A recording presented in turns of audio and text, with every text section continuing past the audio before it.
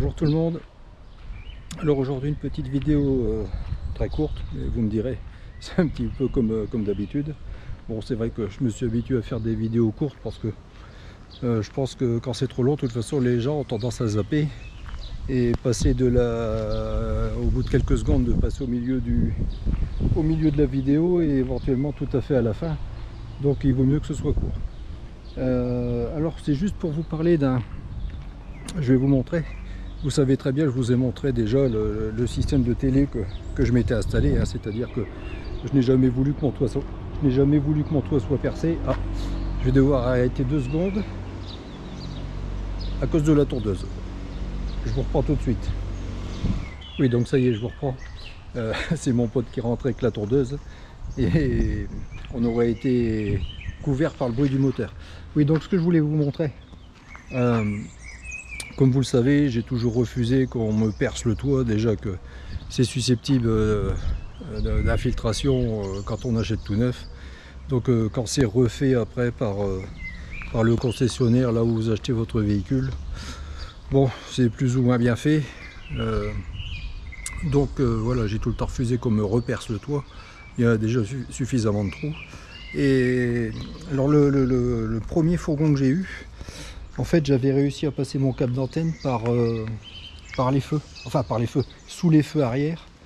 Il y avait un léger passage et l'emplacement des meubles en fait me permettait de faire courir mon câble d'antenne et de le sortir par un petit interstice là, sous les feux arrière. Sauf que là, de la manière dont il est équipé, c'est pas possible. Entre les deux, il y a la salle de bain, et bien évident que je vais pas m'amuser à percer des trous sans savoir sur quoi je vais tomber derrière. Impossible de démonter, enfin impossible, si c'est toujours possible, mais avec énormément de boulot. Donc ce que j'ai fait, c'est que j'ai trouvé, bon c'est juste pour ceux qui ne savent pas que ça existe, hein, si jamais un jour vous avez le souci. Montrer, c'est ce petit passe-fenêtre, parce que c'est comme ça que ça s'appelle. Vous voyez, c'est ici. Donc vous avez bon, le câble d'antenne qui court sous le fourgon. Bon, ça c'est juste le raccord. Attendez que je vous montre. C'est parce que si ça gigote un petit peu pour éviter que ça griffe la carrosserie. Donc j'ai mis, pardon, ça bouge, j'ai mis un petit bout de mousse. Et vous voyez, c'est gros comme une feuille de papier à cigarette. On voit, bon, entre les doigts, vous voyez, quand je pince, ça fait vraiment qu'une toute petite épaisseur. Vous avez les deux couleurs de métal qui correspondent en fait. Quand vous prenez un câble, vous avez le câble en cuivre de l'intérieur et la tresse métallique de l'extérieur. C'est pour ça que vous avez deux couleurs de gaine ici, enfin pas de gaine mais deux couleurs de métal, pardon. C'est juste recouvert d'une fine couche d'isolant et ça vous permet de bien plaquer la fenêtre, en fait, quelle que soit la tempérie, que ce soit par vent fort, que ce soit par forte pluie, ou le joint en fait vient plaquer le passe-fenêtre contre les deux, que ce soit le joint intérieur et le joint extérieur. Et de toute façon, c'est comme s'il n'y avait absolument aucun passage de câble.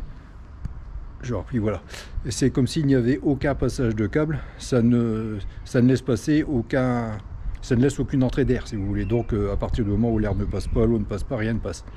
Voilà, et au moins ben, vous avez la télé, et quand il faut partir, il suffit de le retirer, vous le débranchez, terminé. Voilà, bon alors c'était la petite vidéo du jour, très courte comme je vous ai dit au début. Mais pour ceux qui ne savent pas que ça existe, vous pouvez trouver ça dans, alors je ne vais pas dire dans n'importe quel magasin de bricolage, parce que j'ai déjà vu hein, comme les bricomarchés et compagnie, mais ils sont quand même plus épais que celui-là en métal. Il n'est pas recouvert de plastique, il y a juste une petite protection, un film au-dessus pour protéger la matière métallique. Mais il est quand même très très fin, donc bon, si vous allez dans un gros magasin de bricolage, sûrement que vous arrivez à trouver la même chose. Voilà, allez, sur ce, à la prochaine.